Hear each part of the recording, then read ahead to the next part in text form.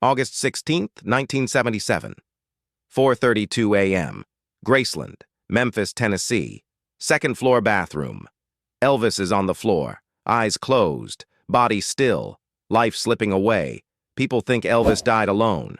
But the last words he spoke 16 hours earlier weren't to Ginger Alden, weren't to Lisa Marie, weren't to his doctor. They were to the man who protected him for 17 years. And those words?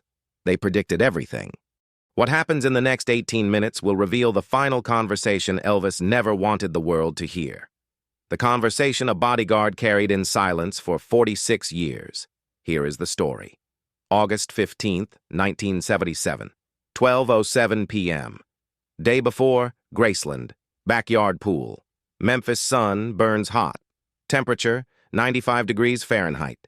Humidity suffocating, air heavy. Elvis sits at the pool's edge, aviator sunglasses, black silk shirt, white pants, unbuttoned at the waist. He doesn't swim anymore, hasn't in years. Just sits, watches, thinks. Dick Grobb stands 3 meters away, bodyguard, former Los Angeles police officer, 43 years old, with Elvis since 1970, 7 years protecting the king. Dick stands, gray suit, black tie, sweat dripping down his forehead. He never sits when on duty, never relaxes. That's the job. Elvis watches him for 5 minutes, without speaking, just watching.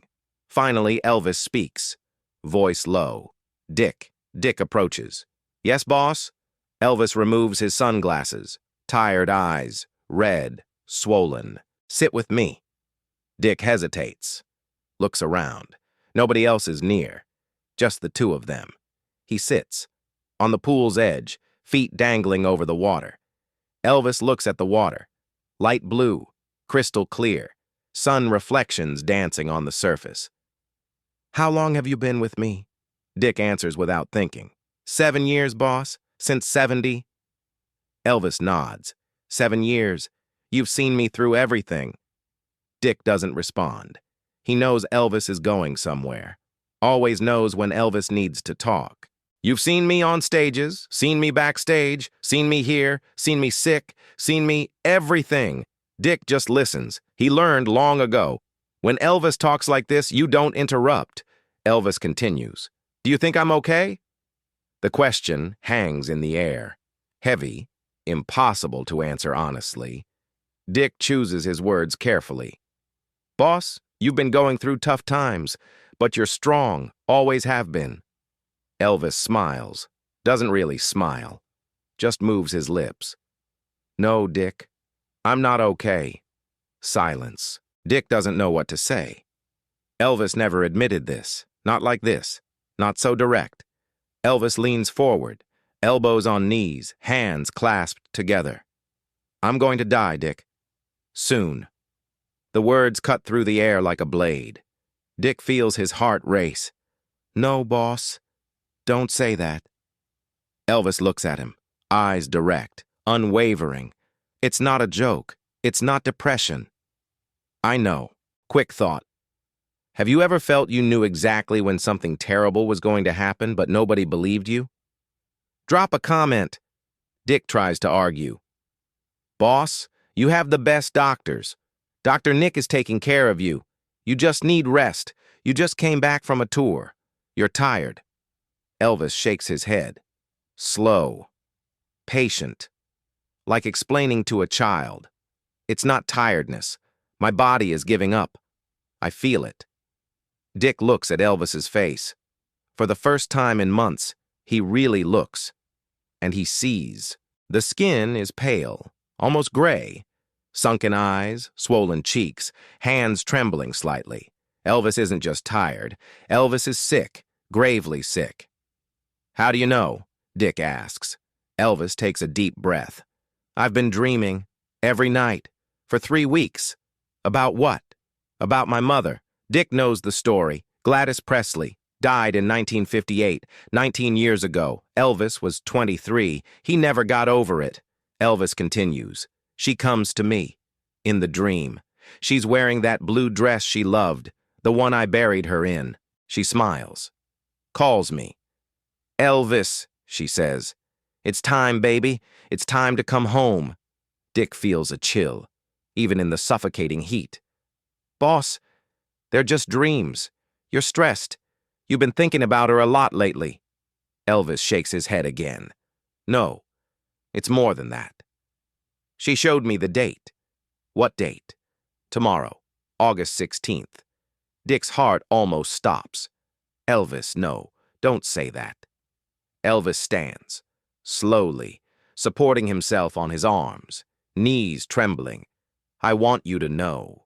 Because when it happens, I don't want you to blame yourself. You did everything right. You always did. Dick also stands. Boss, let's call Dr. Nick. Let's do a complete checkup. Today. Now. Elvis puts his hand on Dick's shoulder. Firm, warm.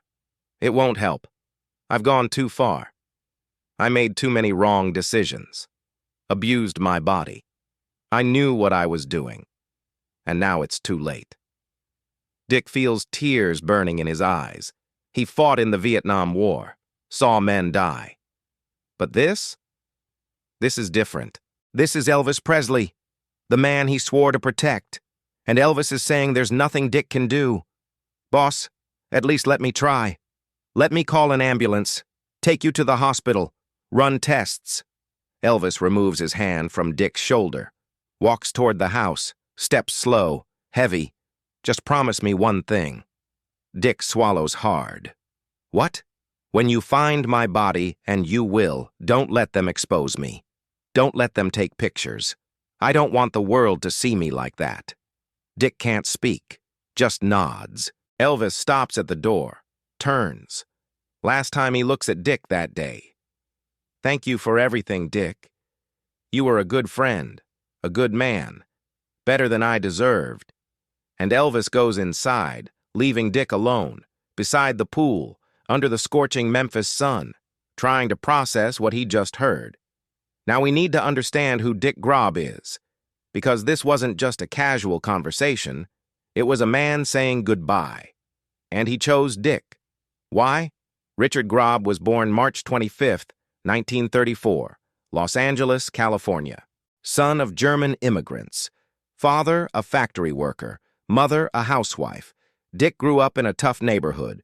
Compton, Los Angeles, 1940s and 1950s, poverty, crime, violence. He learned early, you protect your family, you protect your friends, or you don't survive. Dick enlists in the U.S. Army, 18 years old, Korean War still ongoing. He serves for 4 years, military police, learns discipline, learns to observe, learns to protect, returns to Los Angeles, joins L.A. Police Department, street patrol. Downtown L.A. Dangerous work, drugs, gangs, prostitution. Dick is good at the job, very good. Promoted to detective in 1962, Narcotics Division. He sees the dark side of fame, addicted actors, destroyed musicians, celebrities self-destructing, and he sees a pattern. Nobody protects them from themselves. Dick is 36 years old, 16 years in the department, tired, burned out, seen too much. A friend connects him with Elvis's organization.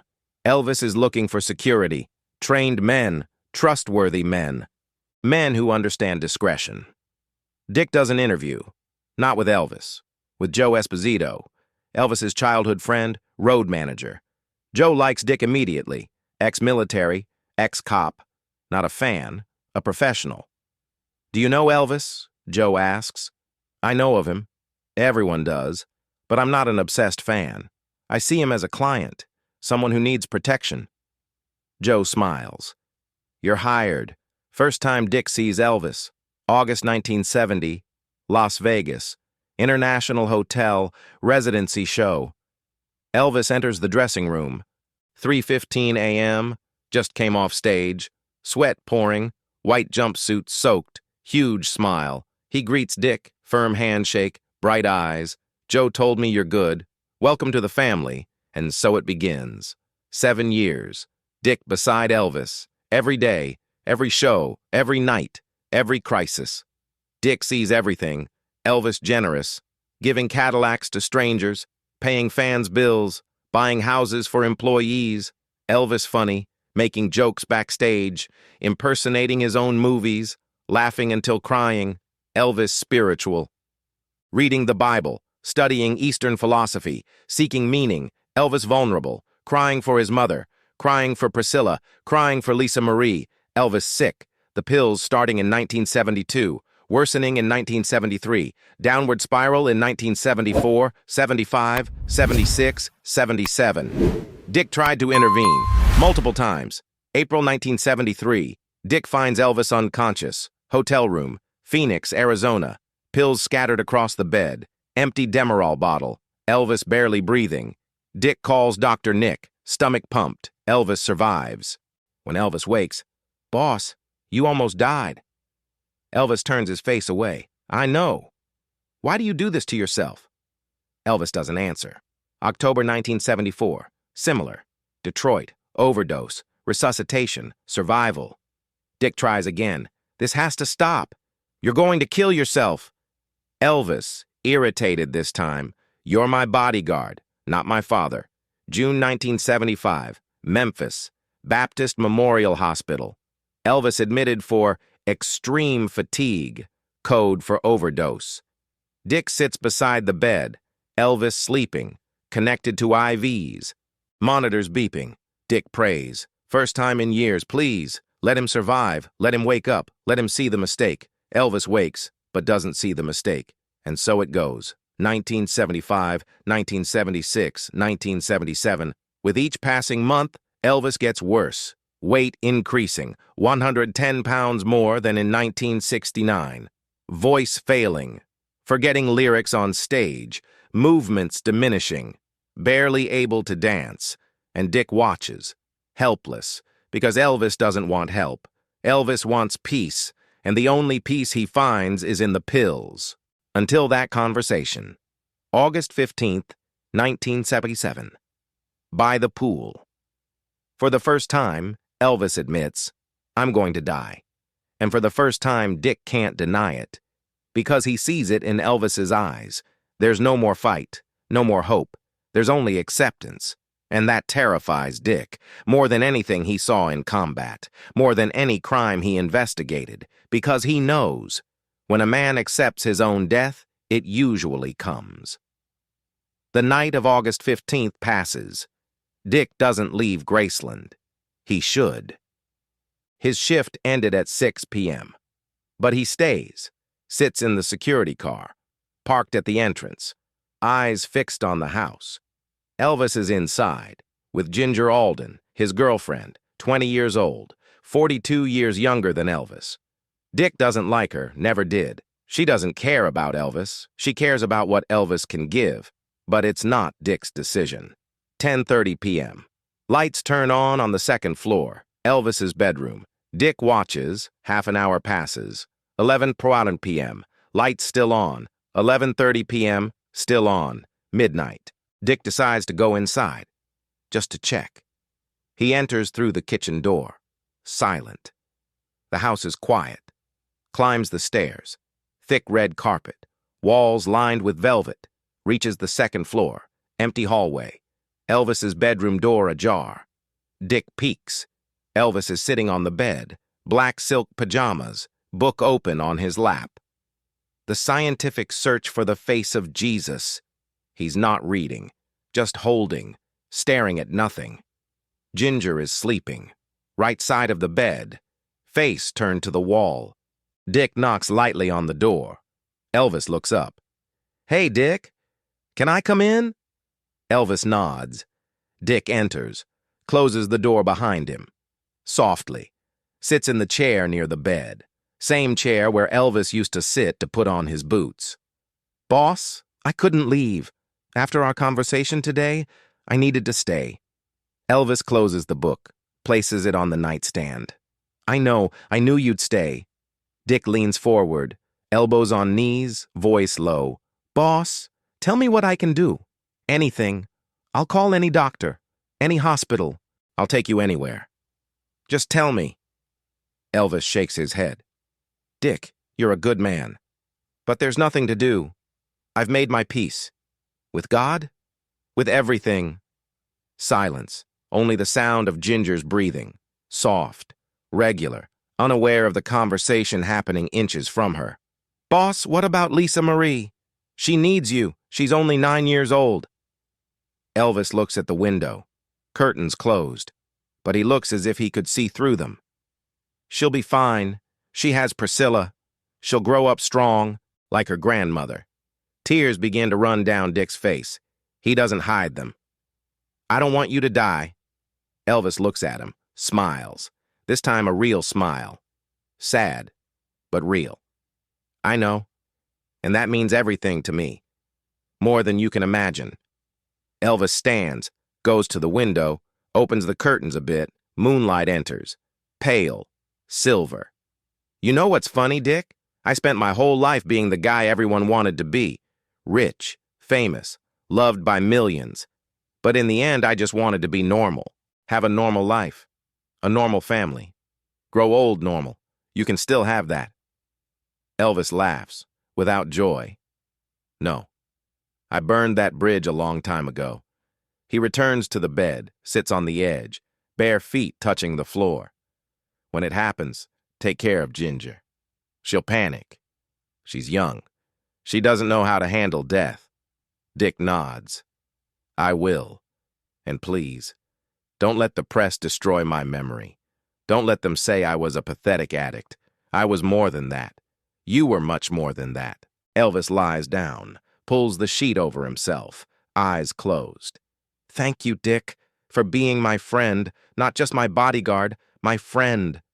Dick stands, goes to the door, hand on the doorknob. "Boss? Yes? I love you. Like a brother." Elvis opens his eyes, looks at Dick. Last time they look at each other. "I love you too, brother." Dick leaves, closes the door, goes down the stairs, leaves Graceland, goes home. But he doesn't sleep, stays awake all night, watching the clock. 1 a.m., 2 a.m., 3 a.m., 4 a.m., 5:30 a.m. Phone rings. Dick answers before the second ring. "Yes?" Voice on the other end. Joe Esposito, breaking. "Dick, you need to come. Now." Dick already knows. He already knows before Joe says it. "Did he die?" Silence. Then Joe. "Yes." Dick says nothing, hangs up, sits on the edge of the bed, looks at his own hands, trembling, and he cries. For the first time since Vietnam, Dick Grob cries, because he couldn't save the man he swore to protect. Dick arrives at Graceland at 6:15 a.m. Police cars are already there. Ambulance, medical team. He passes through the gates, climbs the stairs. His training takes over. Emotions shut down. Police mode activates. Second floor, bathroom. He sees. Elvis is on the floor, face down. Pajamas still black, right arm extended, left folded under the body. Face turned to the side, eyes closed. Mouth slightly open. Gray skin, cold, lifeless. Joe is there. Al Strada, another bodyguard. Ginger, hysterical. Medical team trying to resuscitate. Too late. Everyone knows. Dick approaches, kneels, puts his hand on Elvis's shoulder. He remembers the promise. "Don't let them expose me." He stands, voice firm. "Everyone out. Now." Joe looks at him. "Dick, I said now. We're going to handle this. No photos, no reports, nothing." Joe understands. He clears the bathroom. Dick and Al remain. They wrap Elvis in a sheet, white, clean, carefully, respectfully, as if they were putting him to sleep, and in a sense, they are. Hours later, Baptist Memorial Hospital. Elvis declared dead, officially at 3:30 p.m., but everyone knows he died hours earlier. Cause of death, heart attack. But Dick knows the truth. It wasn't his heart that killed Elvis. It was his soul, broken, tired, wanting to go home. Funeral, August 18th, 1977, Graceland. 80,000 people on the street, crying, screaming, fainting. Inside, only family and close friends. Copper casket, open, Elvis in white suit, heavy makeup, hiding the deterioration. Dick is there. Black suit, black tie, sunglasses, hiding the red eyes. He approaches the casket, looks at Elvis, one last time, and he whispers, "You were right. You knew. I just wish you'd been wrong. Nobody else hears."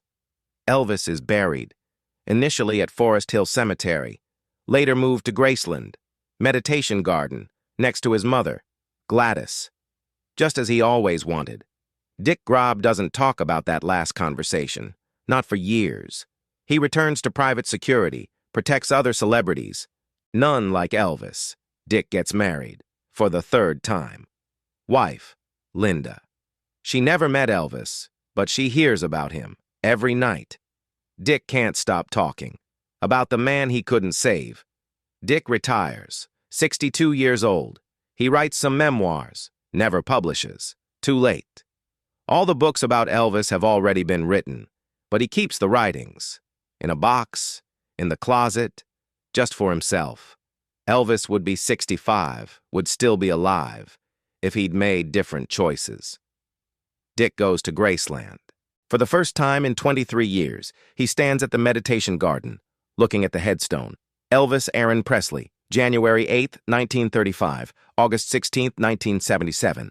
Next to it, Gladys Love Presley, April 25, 1912, August 14, 1958. Mother and son, reunited, just as Elvis said it would be. Dick kneels, touches the stone, cold, smooth. "I should have done more. I should have forced you to go to the hospital. I should have saved you." But deep down, he knows the truth. Nobody could have saved Elvis.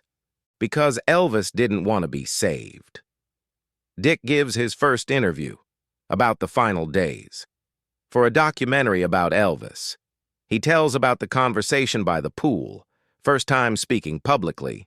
The interviewer asks, "Do you think he really knew that he was going to die the next day?" Dick looks directly at the camera, without hesitation. He knew. I saw it in his eyes. He had already said goodbye. Documentary is released. The Last Days of Elvis Presley. Dick's words shock the world. Elvis fans debate. Did he really know? Was it premonition? Was it slow suicide? Was it just desperation? Nobody knows for sure, except Dick. And Dick said what he had to say. Dick Grob suffers a stroke. 76 years old, he survives, but is debilitated, left side paralyzed, slurred speech. Linda takes care of him until the end. January 19th, 2011, Dick Grob dies.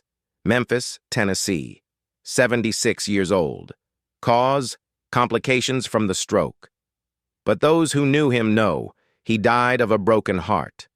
Carrying the guilt for 34 years, the guilt of not having saved Elvis. Dick's funeral, small, family, some friends, some former security colleagues, no celebrities, no press, just as Dick wanted. He is buried, Memorial Park Cemetery, Memphis, just 3 miles from Graceland. On the headstone, Richard Grob, 1934, 2011. Protector, friend, brother. Below, one additional line. Linda's request. He kept his promise. He kept his promise. Because Dick did what Elvis asked. He didn't let the world see Elvis at his worst moment. He protected Elvis's dignity until the end. And he carried the final words, in silence, for 30 years, until he was ready to tell. Today, 2025. 48 years after Elvis's death, 14 years after Dick's death, the conversation by the pool is remembered. In biographies, in documentaries, in fan forums. Elvis's last words to his bodyguard, "I'm going to die. Tomorrow." And he was right. Some call it premonition. Some call it self-awareness. Some call it self-fulfilling prophecy. But what's undeniable, Elvis Presley, on August 15, 1977, told Dick Grob he would die the next day, and 16 hours later he died. There's no scientific explanation, there's no concrete evidence, just the word of a bodyguard. A man who dedicated 7 years of his life protecting the King of Rock, a man who failed in his final mission, not for lack of will, but because the mission was impossible. You can't save someone who has already said goodbye. The truth is this. Elvis didn't die of a heart attack. Elvis didn't die of drugs. Elvis didn't die of disease. Elvis died because he wanted to die. Because the pain of living became greater than the fear of dying. And Dick Grobb was the last person to whom Elvis entrusted that truth. The last to see the real man. Not the icon, not the legend. Just Elvis. Tired, broken, ready to go. And when you hear this story, you understand something profound about fame, that you can have everything and still have nothing, that you can be loved by millions and still feel completely alone, that you can be the king and still not be able to rule your own life. Elvis Presley gave us music that never dies, performances that never age, a legacy that never fades. But the price he paid was his own life. So next time you hear Can't Help Falling in Love or Suspicious Minds or any Elvis song, remember, behind that voice, there was a man who knew when his time was running out, a man who said goodbye to his bodyguard, a man who predicted his own death, and a man who, in the end, just wanted to go home to his mother. Quick thought. Have you ever felt it would be a relief to simply stop fighting and let go? If you feel comfortable leaving a comment, do it. Sometimes sharing helps. If this story touched you, please consider subscribing. We tell the forgotten stories, the hidden truths, the moments that defined who Elvis really was. Rest in peace, Elvis Aaron Presley. And rest in peace, Richard Grobb, two men, united by loyalty, separated by inevitability, and unfortunately they don't make men like Elvis Presley anymore.